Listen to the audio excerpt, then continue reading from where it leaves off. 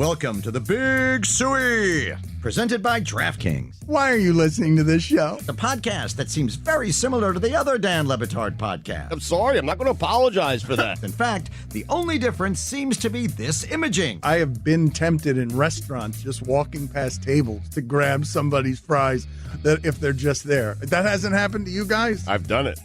And now, here's the marching man to nowhere, Fat Face, and the habitual liar. This episode of the Dan Le Batard Show is presented by DraftKings. DraftKings, the crown is yours. Since the Dolphins have won a playoff game, the Patriots have not merely 10 Super Bowl appearances, they've got 17 AFC East titles and 6 Super Bowl wins. And I will say again, when it comes to the ego of coaches and in general, how often people think that they are responsible for their own success without granting the idea that a lot of luck is involved and that you have to have a lot of support. You have to admit that Bill Belichick 6 years ago could not have imagined a scenario where there's a 10-part docuseries that rips him for not being as responsible for those victories as you might think, that also has Tom Brady winning a Super Bowl by beating Aaron Rodgers, Drew Brees, and who was the third quarterback? There was 3 great and Mahomes. And Mahomes, he beats 3 quarterbacks and some of them on the road to win the Super Bowl. And then after that the Patriots would get one of his former linebackers and that Vrabel would turn into one of the sport's great coaches, that they wouldn't need Belichick at all to get back there. And don't forget, with a quarterback that, according to legend, you told your social media staff to not post about because he's a Tar Heel, but he's doing it with the Patriots, and that makes Daddy look bad. So I don't think he's the same quarterback that the stats are rolling around on McDonald, how good he is against quarterbacks who are under 24 years old. I think Drake May is a unique talent at the position, but there are good, valid reasons to question how good that Patriots team is. And I wondered yesterday, I assumed that Patriot fans would fear Stafford more and not want the Rams to advance, but what they should fear is what Seattle's defensive line is going to do to cave in the right side of their offensive line, which is injured, because that is incompetence, what you have seen from the Patriot offense to advance to the Super Bowl. Rare, outside of Trent Dilfer's Ravens, I have rarely seen a team be this kind of incompetent in offense the last 2 games and get to the Super Bowl. It's not, and those Raven teams had to injure Rich Gannon on the road in order to do that by having Tony Siragusa just fall down on Rich Gannon in a way that injured the MVP. I'm hearing us talk this game out, and I guess the general feeling is that Seattle rolls, right? You know what that sets up for? Mike Vrabel, live doggy. Live dog. I counted out live doggy in the sport's biggest game. I'm just saying. Wouldn't you think, though, that the Rams were fearing most Stafford, correct? The Patriots were fearing most Stafford advancing to the next game, that they would have preferred to play against Sam Darnold than Stafford, no? Nah, I don't know. Yeah, I don't. Yeah, is that a bad answer? It's terrible. I don't know. I don't know. I don't see Mike Vrabel and his staff like, geez, I hope it's. I'm talking about fans. I was talking about Patriot fans. I think they'd be more afraid of Seattle because we know Seattle's defense is great. The Rams' defense, not so good, and the Patriots, like you said, offensively have struggled against really good defenses these last couple of weeks. So I think they probably would have actually rather seen Rams. It's also been, not to be the weather guy, but it's also been the weather, right? When they played against Houston a couple weeks ago, there was slushy, wintry mix that they really couldn't get the field going. But the score was 10-7 at the end of the third quarter before it even started snowing. That's the conference championship game. I'm talking about 2 weeks ago in Houston where it was slushing and raining and wet and cold, and then the week after they have another weather anomaly. So it's like you're looking at these 2 games, it's like, well, you don't have your full offense out there to be able to do the things you want to do. He's the best deep ball thrower in the league and hasn't been able to throw a deep ball in 2 weeks. It is a nice nice word, Jeremy. I don't know if it was a right word, but it was a nice word. Oh, no, it is. He did good. It's the right word. Zaz loves and has told us he loves low-scoring games, defensive I enjoyed that games. game very much. Oh, my God. Yeah. Did you watch it, or are you a big phony? No, I did watch it. Big phony. I am a big phony. I did end up watching it, and Of course you did. I regretted those 3 love that hours game. of my life. Why would you love that game? Dan, every Dan, play it is wasn't huge. snowing, Dan, and then it was snowing. Like, That's like the tale of two games. exactly Yeah. right. Tale of two halves. I was hating from the sidelines, and then I saw that single camera shot following Stidham as he's there on the field with his family, and his kids are hugging him, Family. and he's stretching out, and they're just like, it's great cinematography. The camera just swoops around a stadium full of people. You know I'm about like, that cinematography? This is such a cool story. And then he throws Steady a up. dot, and then he throws a dot over to Marvin Mims Jr. for 55 yards. And you're like, oh my God, there's no Yep. way it's going to happen. Sean Payton's going to do it with Jared Stidham. With his 90s ass hair. Oh, wow. Then he threw it back. Danny Tanner guys, looking there. I cannot be alone in this room of thinking that game was an abomination. Nope, loved it. And put me in the weird position of rooting for the Patriots because I did not want Stidham in the Super Bowl. Like, for what? For what? Why would I want to watch that? Like, you're ruining the entire game for me. At least this time I can pretend that Vrabel and the Patriots have a chance, and I can talk myself into all football games are close because football's crazy that way. I couldn't have done it if Denver had been in the Super Bowl against either one of those two teams I watched in the later game yesterday. The Denver might have slowed and tried to muck up a Rams or Seattle Super Bowl, but they wouldn't have had a chance with Stidham like that. I'm telling you, there are very few quarterbacks in the history of the league that game plan the way that the Broncos game plan and make the mistake that Stidham made in that situation. Like, that is... you cannot make that mistake. Like, you can turn the ball over down the field. You cannot inside of your own 15-yard line when your defense is playing like that, when clearly the weather and the home field are going to help you later in the game. You cannot make that mistake as a competent quarterback. And Rex Ryan said this morning on Get Up, that's why he will be a backup the remainder of his career and will never be a starter. But I wanted to ask you about another. Way to put yourself What a out there. take. The guy who hasn't thrown a pass in 2 years. Backup. The career backup's going to be a career backup. Get out of town.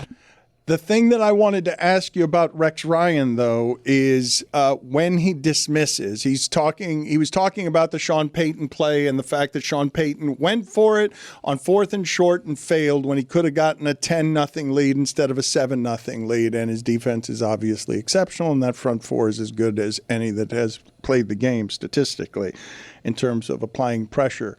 When he sees his beloved game turn into a different thing where coaches are going for it more and more on 4th and short, and he yells about these nerd dudes, the way that Tony Dungy does, that lands on me wrong every single time that these dinosaurs keep shaking a fist about how they used to do it because they don't like the change. How do you absorb Rex Ryan being on television and just pounding people with these nerd dudes because all they're doing is applying the facts of math? And he wants to eliminate them because he's the coach who prefers caveman. He wants to beat you over the head with a club instead of listening to just the probabilities of math. Clearly, Rex Ryan is scared of math, and it's confusing to me. Well, here's the irony of the way Rex Ryan feels, because he's a caveman, okay? And so he doesn't like the nerd boy stuff. The nerd boy stuff is being aggressive. Super. It's them wanting to be tough. And it's Like, short yardage, line Yeah. of scrimmage battles. It lends Yes. itself to the caveman mentality. Rex It's why, Ryan hell, actually- even Mario Cristobal became like super aggressive. Like Rex Ryan with his caveman tough guy football does the opposite of tough. He punts on 4th and 1, or he runs the ball so they can use up the clock instead of Darnold throwing the ball at the end of the game so they can pick up the first down, or going for 4th and short. It's like the nerd boys are actually the ones playing tough guy, aggressive football. Rex Ryan's the coward in those spots. And there's not that many cavemen left in head coaching, right? In the NFL, you look around the league and you're like, there's only a handful of guys that are not going to do that thing. That are not going to go for it on 4th and 1, 4th and 2, 4th and 3. And we're going to see that move over into the media space too, where all these guys who played the game and coached the game a certain way, now they're going to just age out. Everybody's going to be like, yeah, that doesn't work anymore. What we need is the new people that are talking about analytics. They're talking about going forward on 4th and 4 in a short yard situation. The idea that you would age out so close-mindedly that you would be like Greg Cody against learning seems to run against what the definition of coaching is supposed to be. The Steelers just hired Mike McCarthy. He is viewed as one of those cavemen, but he has evolved, and he was somebody who was changing the way that he was applying his ideas to 4th downs. It's just bewildering. Crazy. That of all people, Mike McCarthy has been the head coach for the Packers, Cowboys, and now the Steelers. These are crown jewel franchises, and he is such an ordinary man. This signaled to me, I thought, a desire to lure Aaron Rodgers into another season. Wasn't there a schism with McCarthy and Rodgers? I read that book with my ears. I don't think this sweetens the pot for Aaron. I'm not sure it does either. Okay, I don't know. I just assumed that. But the thing that was most confusing to me about everything that happened there is how weird for Mike Tomlin to leave without any fanfare, without any press conference, without any interview, without any saying goodbye to Pittsburgh. Like you have a coach who has no losing seasons for 19 years, and he slips out a side door. And I'm not sure what his contract status was. Like, did he leave money on the table in order to? So he just leaves the job with no fanfare. The Steelers have had 3 coaches in their history. How is it possible? No. They haven't had 3 coaches in their history. Yeah, this is a common mistake that you made. I mean, 100-year-old team. But no, they had since the 70s, since the merger. Since the merger. Fine. I'm not. I know you're giving me the hand dismissal. I'm trying to help you, pal. That's not helpful to me. Yes, because everyone's like, Dune's an idiot. I'm like, no, he's not. No, come on, use your eyes. There wasn't football. There wasn't real football until the merger. Like all the stats are after the merger. Like it's not. Yeah. Okay, you want to cite the 1940s? Hey, okay, I'm speaking for the ops. All right, that's all I'm doing. What did you I want? don't The care end of season. You wanted the end of season. I like that, Dan. Let's press go. conference. The way that Tony Donato had it for the Miami Sharks, where he surprises everybody. I'm gonna control Albuquerque, and I've signed Willie Beeman as my quarterback. This guy does a good. It's a game of inches. How did it surprise everybody in the room? Wait, there's an expansion franchise. Tony Donato's operating it, and he just signed Willie Beeman, and he's breaking all these things to us at the same time, in front of John C. McGinley. They're terrible reporters. Not a single one of them could have had the scoop. He punched one of those reporters. In sports, championships aren't won alone. They're won with the right people around you. That's exactly what Intuit TurboTax brings to taxes. With TurboTax Expert Full Service, match with a dedicated tax expert who handles your taxes from start to finish. The experience is seamless. Start in person, finish online, move between both whenever needed. The dedicated tax expert keeps things updated every step of the way so nothing falls between the cracks. Think of it like having a great head coach with a solid game plan. The plays are called, adjustments are made, and the work gets done while everyone stays focused on what actually matters. And just like game film doesn't wait for business hours, neither do taxes. With TurboTax Expert Full Service, you can get any tax question answered at no extra cost, even on nights and weekends during tax season. This is having someone in your corner running the whole operation and helping put points on the board. Get started at TurboTax.com. Only available with Intuit TurboTax Full Service experts. Real-time updates only in iOS mobile app.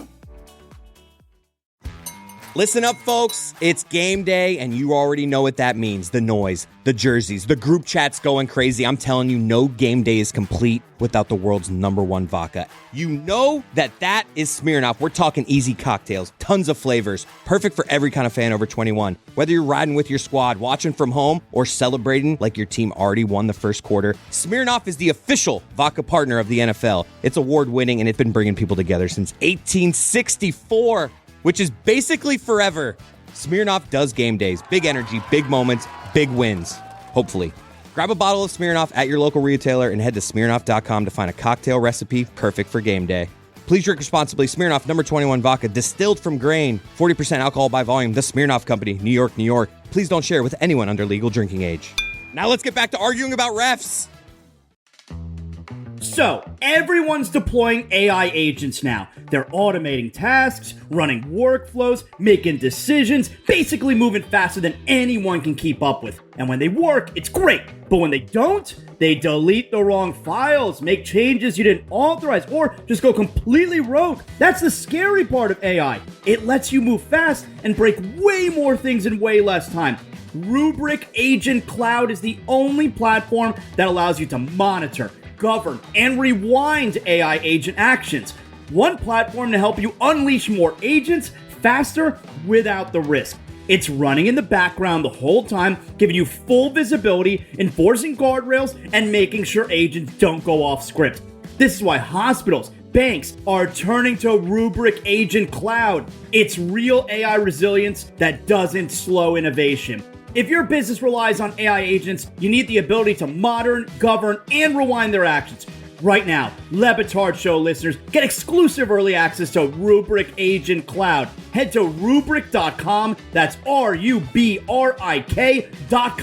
Rubrik.com. Don Batard. While there's nothing official and conversations are still ongoing. Was that a fake Schefter? I Because tried. it was pretty good. It was excellent. I feel like there's excellent. legs. I Yeah. tried at the beginning Right. and then I lost confidence in it. Why? It was good. It was good. You got There's this. nothing official. Yeah, it's so and good. Conversations are still ongoing. Stugotz. It is trending towards Nick Sirianni remaining the head coach of the Eagles. This is the Don Batard Show with the Stugotz. There was an eyeball on the field in any given I would've had that scoop, Sunday. Dan. It is weird Journalist over that we are so bad at making football movies, given how movie popular the sucks. sport is. Well, there just aren't very many. Like, you're going to have a hard time. Put it on the poll at Batard Show. Can you name in the history of film 5 good football movies? An eyeball on the field does not look realistic. I loved that movie when it came out, Dan, Any Given Sunday. Boog Shambi used to give me a hard time for my love of that movie.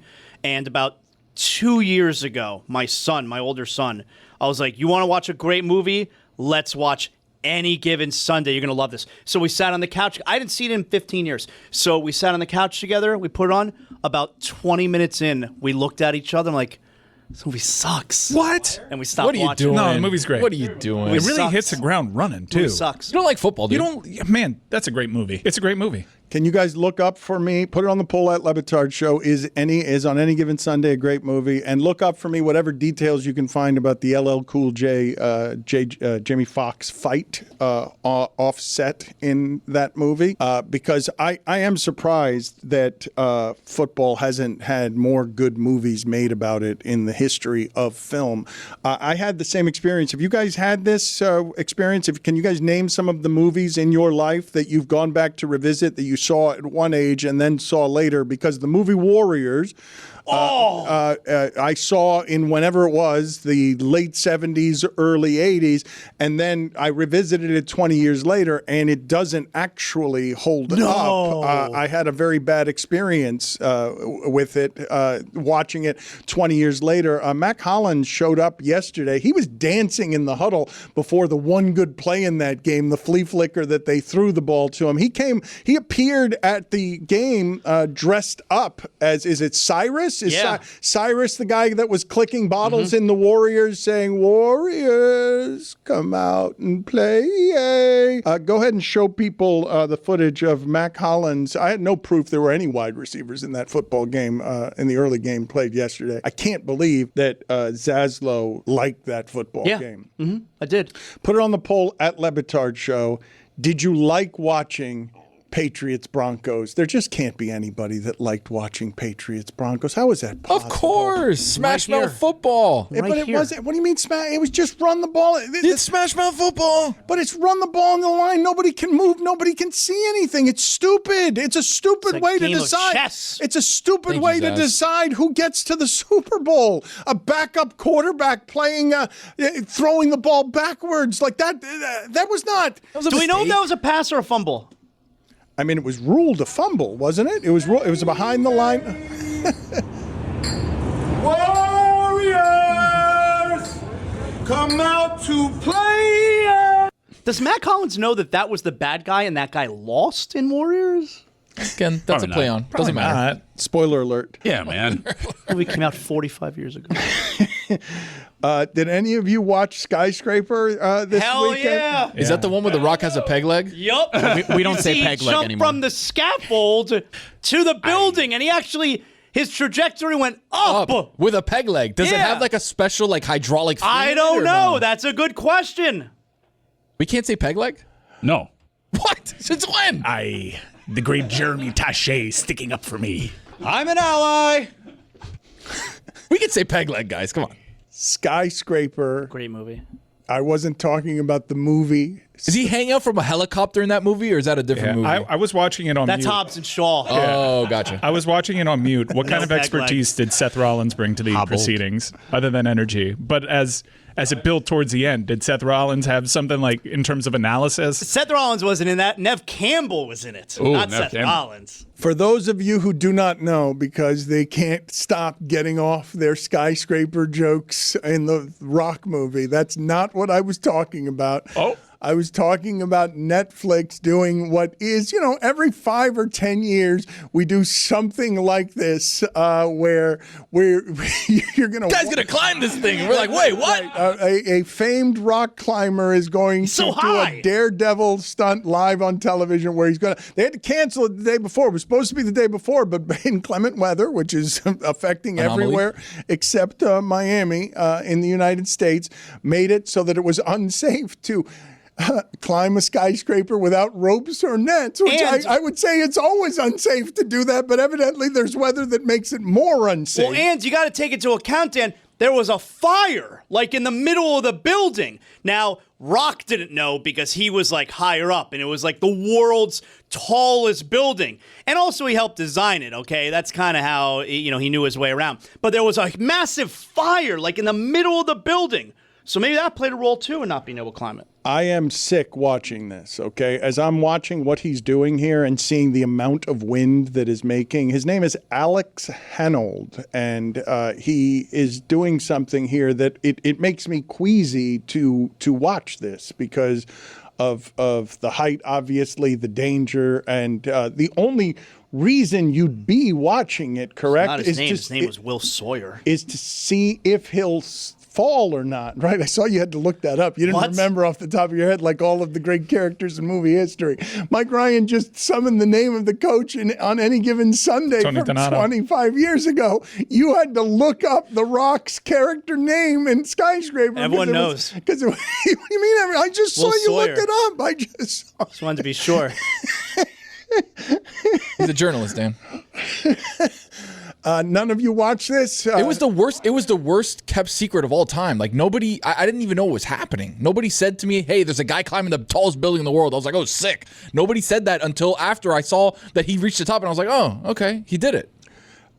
Yesterday, when you say poorly kept secrets, I learned yesterday, not that I didn't totally understand it, but it became a factoid that taught me yesterday. I did not know that Patrick Dempsey was a hitman on a television show until seeing the commercial for it during football I yesterday. need to apologize. It's Tony D'Amato. Oh, you idiot. Not You Donato. got it wrong. I said Donato. It's Oh D'Amato. my God!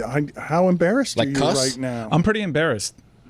Because other than that, I was nailing my trivia. By the way, Jeremy has an update on the LL Cool J Jamie Foxx fight. Yeah, they were supposed to be getting into a heated argument on the sidelines when they were in character, but then Jamie Foxx was getting frustrated because LL Cool J was being just a little too aggressive with him during the scene, so when they went to do a second take, LL Cool J was even more aggressive with him.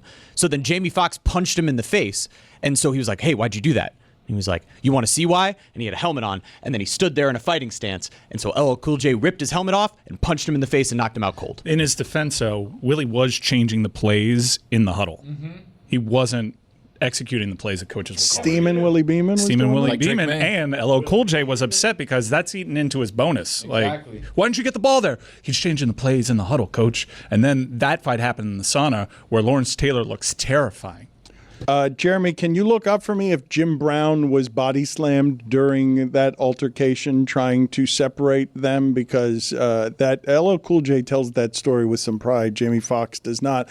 What do you make of the fact that Mina Kimes, a very ardent Seahawks fan, tweeted this offseason after the Seahawks traded Geno Smith, quote, "Flat out, this is a terrible move by Seattle. Chances of upgrading are extremely low," end quote.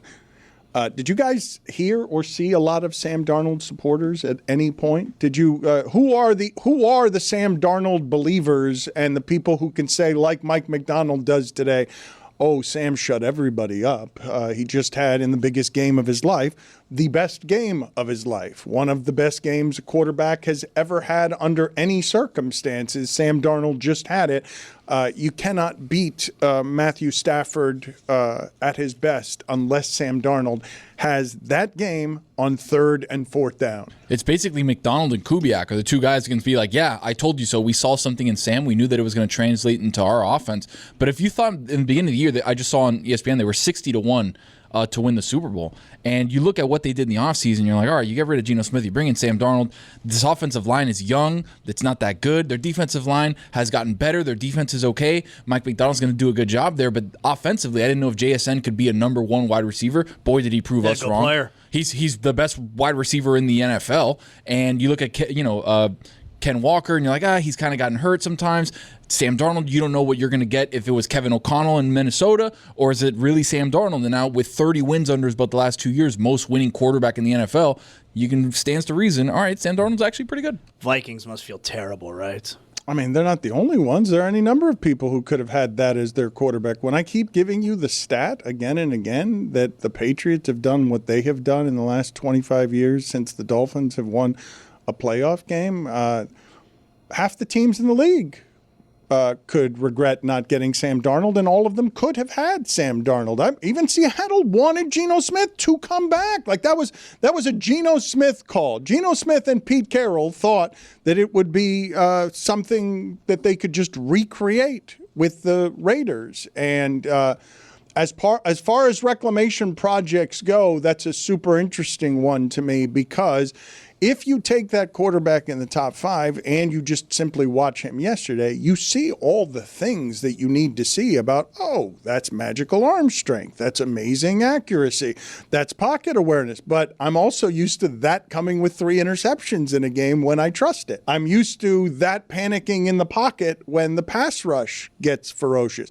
The stat I gave earlier on the Rams defense, like allowing points on 40% of your drives in the last 9 games, like that doesn't deserve to be in the Super Bowl. Like you need superhuman MVP play from your quarterback in order to overcome that. The thing to me that's amazing about yesterday is it wasn't a defensive game. Seattle's number 1 defense did not play like it.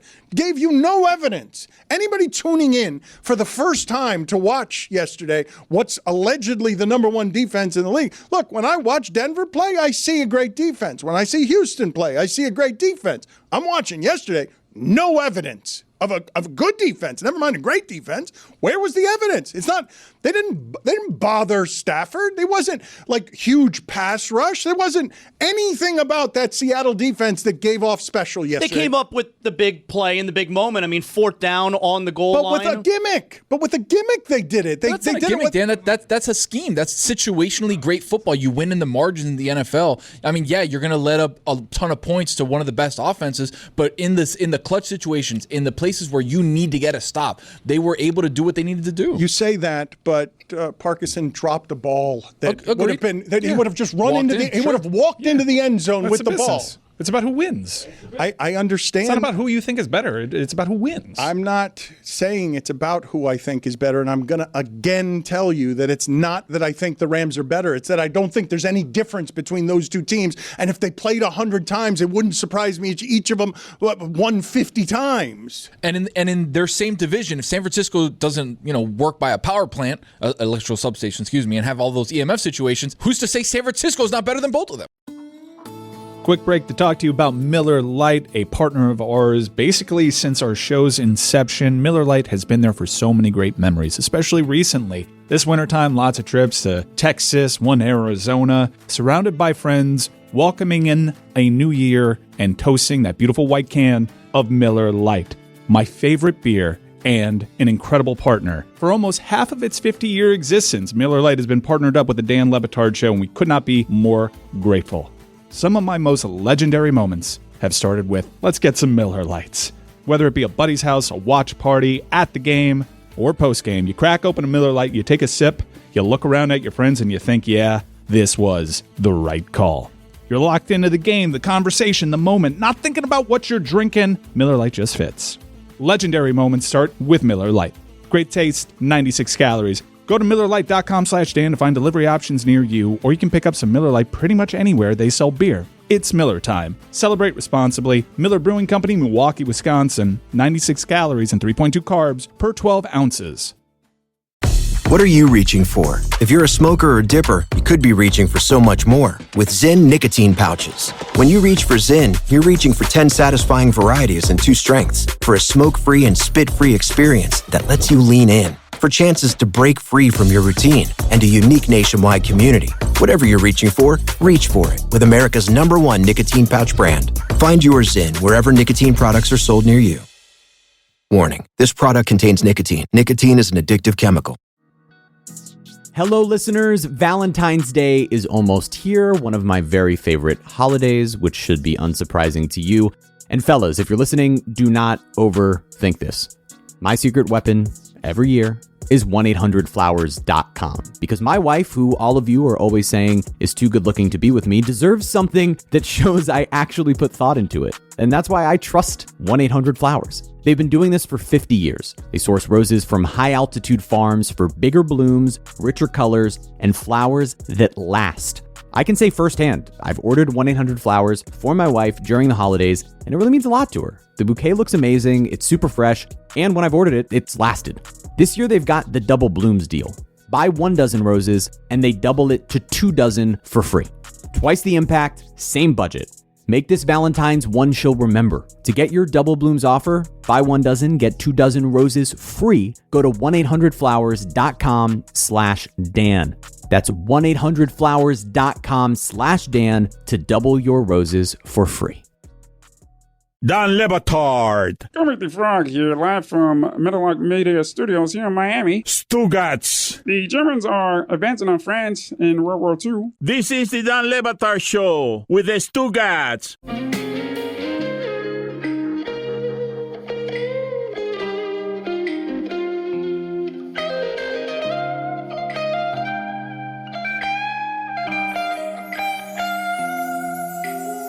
The thing about the measurements that is interesting to me in that sport is that it's more random than all of the others. Like even hockey and baseball, which could be wildly random, the sample size isn't one game. They give you 5 to 7 games to decide something. And Jeremy gave you the stats earlier of what's happened when the Rams and the Seahawks have played. Never mind the last 3 times this season. In the entirety of them playing, the difference between those teams throughout their history isn't anything. They are separated this year by a 4th down, by a call is the difference that Seattle goes to the Super Bowl and the Rams don't. And to me, that is kind of nuts that both games yesterday and football in general is so close that you can go into any one of the games, change one of the plays, and change the entirety of the result. And history doesn't remember any of it because we do simplify it right down to it doesn't matter who should have won, who could have won. The only thing we care about is who did win. I mean, basketball is kind of the only sport where that doesn't apply. Well, 1 game samples, like you can get to 1 game samples, but it's a game 7. Like generally speaking, we have series as a more accurate measurement, something that at least reduces improbabilities. It can also happen there, but if the thing that's frustrating to me about this conversation today, because it's been so normalized, this is how we measure it in football, and it's just how it is. That if I gave you right now, Seattle's up 2-1 in a 7-game series between the Rams and Seattle, none of you would count the Rams out. Like you simply, none of you would do it because there isn't much of a difference between what those two teams were this season and the last time. Like this one at least wasn't fluky. This is the one that Seattle was most impressive in. You know what's funny about this? Seattle might have been the most impressive of all of them in the first one, the one they lost because they had 4 turnovers and were still kicking a field goal at the end to win the game on the road. So the most impressive one of the Seattle defense was certainly the first one.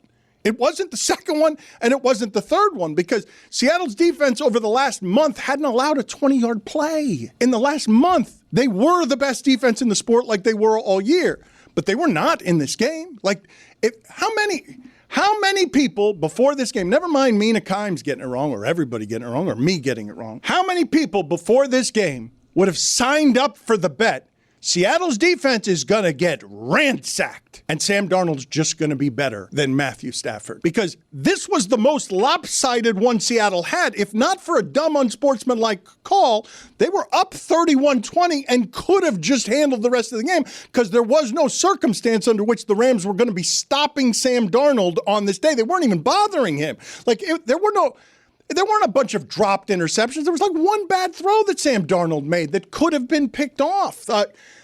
This was, of the games, this was the most impressive one Seattle played. Can I defend Mina Kimes for a second? All she said in that tweet was, letting go of Geno Smith's a mistake. It's going to be really difficult to upgrade. She didn't say they're not going to upgrade. She didn't know they were going to sign Sam Darnold to be really difficult to upgrade. But guess what? They did. They surpassed that difficulty. On a bargain deal, it looks like now, right? Yeah. If you win the Super Bowl, what did they paid him $100 million? I don't think she was wrong. She was wrong. No, she thought it would be difficult to upgrade. It was difficult, but they did it. Yeah, it was difficult and they did it. So Bill Bellamy says that during that fight, Jim Brown was not body slammed. It was a separate altercation because there used to be chess played on set, and that Jim Brown with some of the young guys who were ex-football players, he specifically said a couple of guys who were from Liberty City in particular, he used to get very sarcastic. Hey, you sure you want to use that queen here in this situation? And it just started to really rub guys the wrong way, and they had no idea who Jim Brown was. And so ultimately, the next day, after one of those times where a guy had gotten frustrated, just as simple as walking up to Jim Brown, picking him up, body slamming him right on set. I regard the original Longest Yard as the best football movie ever made, but I'm guessing that Jeremy and Tony haven't even seen it, and I'm wondering if it holds up, given that it's a movie from the 1970s. The Burt Reynolds one? The one with Sandler? No, that's not the original. That's a horrible movie. That's not the original one. With McCheesy? No, that's not. That is not. No, the Burt Reynolds original. is the original. Burt Reynolds is in both of them, but right. Burt Reynolds was the star of the original, and I think Adam Sandler and who else was in the second? Michael Chris Irvin. Rock. Michael Irvin was one of the Terry stars. Crews. Stone Cold. But so Bill Goldberg. But Jeremy and Tony have no idea what the original 1977 Longest Yard is, right? Do you imagine that it would hold up? Put it on the poll at Le Batard Show. Is the original Longest Yard the best football movie ever made? And does the original Longest Yard hold up in 2026? Ooh, that final scene where Burt Reynolds was going to pick up that football. It doesn't. Ooh, that was tense. Spoiler alert. It's not the best football movie ever made. Friday Night Lights is. Remember the Titans. What are we doing? No, the last scene, Remember the Titans blows it can't be Remember the Titans. You can't fool the district coach champion that's a legend with a double reverse 80 yards. 80-yard end around. You're not even throwing the ball. You're just. I mean, Sunshine wasn't that fast, and the blocking on that play was ridiculous. You can't have an 80-yard reverse as the climax of the movie. Weird time to argue against Remember the Titans. Between living and dying. I'm a Varsity Blues man. You can't be. Yeah. Little Giants. Come on. Varsity Blues, baby. You can't be. You can't. What are you now? You're Christopher Walken. Talk to the walk, baby. She's got the whipped cream. Yeah, come on. Hey, come on. They go out of a place, and then all of a sudden it's daytime, and they're like, oh, no, we got a game. Do you know that because of Varsity Blues and somehow the popularity of that movie, that thing that those kids did where they laid on a highway? No, that's the program. That was the program. Oh, I'm sorry. I'm great movie, though. No, neither of these. Yeah. Oh, how dare you? What are you doing about Varsity How Blues? dare you? Do you think you can name 5 great football movies? Do you think you think that you could come up in the history of film? Because if you're going to give the program great, then you can do it. The program. Are you hurt? You injured? The story I was going to tell about the program that I confused with Varsity Blues. Both of them had a stereotypical fat guy in them, right? Both of them. But both of them used. You mean a down lineman? Yes. The high school kids getting drunk, laying on a highway and allowing cars to drive over them. That was something that kids were actually starting to do because of that They movie. took it out of the movie. Like, I've never seen the movie. I've never seen the version of the movie with that scene. They took it out. Became an 80s cliche, hiding under public transit. Who can forget the Lost Boys clinging to that train track as a train roared overhead? Fly with us, Michael. It's a great movie. Boy, you're on a roll this morning, man. Do you think we wouldn't get consensus? I guess we wouldn't in the room. Roy, do you have a nominee for what it is that you would think is the best football movie ever made? Because these guys are selecting from the discount bin of slop because they are picking all of you. I mean, you cannot How are say you Varsity calling Blues. Remember the Titans? He's trying to be provocative. Are you today. crazy? Varsity Blues cannot be one of the great football. This is worse than your Fernando Mendoza take. Yeah, he's calling blockers ahead of him as Foo Fighters plays off in the distance. Yeah, it's a great movie. North Dallas 40. 80 for Brady. Remember the Titans was not slop, and I will give you that Remember the Titans was a good movie, not just a good football movie. But the last play takes it out of great. No, despite its ending, but I'm with Zaslow on this. The last play I believe I yelled at Denzel Washington about that can't be that was on the air. I think that can't be the way that game ends. You cannot fool the legendary district coach because all he's doing is yelling, "Watch for the deep pass. Watch for the deep pass." And they got no time left. They got to go 80 yards, and the legendary district coach is yelling, "You got to look out for the deep pass." And then they trick him with a double reverse. It's so bad. You know what prevent defense does, Dan? Prevents you from winning. Yeah. He didn't account for Rev as a blocker. Come on. Okay, we have the program. We have Friday Night Lights. We have Remember the Titans. 80 for Brady. You can't give me two more? Varsity Blues. 5? How do you like that jambalaya? All right, I'm going to put all of these on the poll, though. It was bad. I mean, Little Giants. Come on. I'm going to give you Friday Night Lights, and I'm going to give you Remember the Titans, but it's all I'm going to give you from among everything that we have mentioned here. Now, the original Longest Yard needs to go up there, and I think North Dallas 40 does too, but I think North Dallas 40 would also have a hard time holding up. I have a hard time with any movies outside of basically The Godfather from the 70s holding up. Does Jerry Maguire count in this situation? No. It's half the movie. Put it on the poll. Does Jerry Maguire count as a football movie? Because I think it has to count as a football movie, and it's a good selection. I think that you've done well. I put Jerry Maguire. That would get us to 5 if we're willing to count all of that and not disqualify Remember the Titans because of that last play. Dan, the program is 80% on Rotten Tomatoes, man. And? Hey, you're wrong. It's a good movie. Put it on the poll at Le Batard Show. Was the program a good movie? I was objecting more to Varsity Blues than I was. God, John Voight as the coach, Dan? I don't want your life. I don't get strokes, mother bleeper. I give them.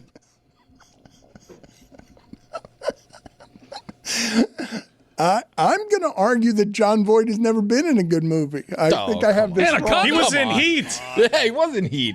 He was in Heat. Was he? Deliverance, come on. Was Cowboy? He's the financer with in a Heat. ponytail. Was he in Heat? He was in Holes. Did someone yell Anaconda at me? Yeah. They're remaking Anaconda, aren't they? Yeah, it was already out. Who are they making? Critical flop. Who are they remaking? It was with Jack Black and Paul Rudd. Yeah. But it's a comedy. But Steve Zahn is in it, and he was in the original. How about that? How about that? How's that? I think, was John Voight in one of the Beverly Hills Cops? I think he was in the second Beverly Hills Cop. No, he's not in Beverly Hills Cop, Dan. Are you sure? No. Trust me, I've seen all 4 of them. He wasn't in. I think. National Treasure, Weren't Dan? there a couple of biker guys trying to kill Eddie Murphy who answered to John Voight in one of the Beverly Hills Cops? Because I think... There were bikers in Another 48 Hours. Okay, that's the movie I'm thinking of John Voight. So I'll give John Voight that. Bad hour for you, man. You think? Because I've forgotten all of John Voight's good roles, and somebody shouted Anaconda at me when he got spit up by a giant snake and then winked at it while covered in fluid. That's the one that you guys are talking about. He was on his knees, got spit out by a giant snake, and then he wasn't quite dead, winked, and then died. He's a showman. There's 6 inches in front of your face.